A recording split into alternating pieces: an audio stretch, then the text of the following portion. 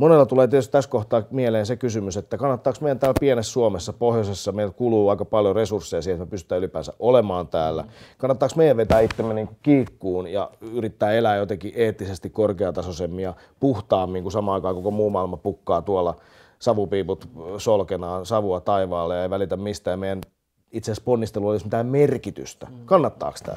Meidän ei kannata vetää itteemme tietysti jojoon eikä piippuun, mutta kyllä Suomi voi sillä tavalla olla kokoaan suurempi toimija tietysti ja viedä sitä puhdasta teknologiaa maailmalle ja sitä kautta tietysti toimia aika isostikin. Ajatellaan vaikkapa antiikin Ateenaa, niin se oli ehkä joku Lahden kokoinen kaupunki ja mikä vaikutus ja merkitys sillä on ollut koko meidän länsimaiseen ajatteluun.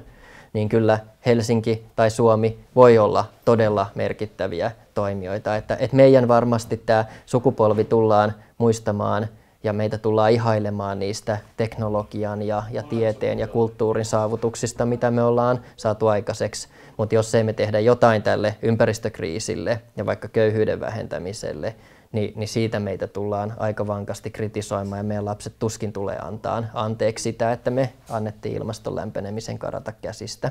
Suomi voi toimia ja Suomella on myös historiallinen vastuu toimia.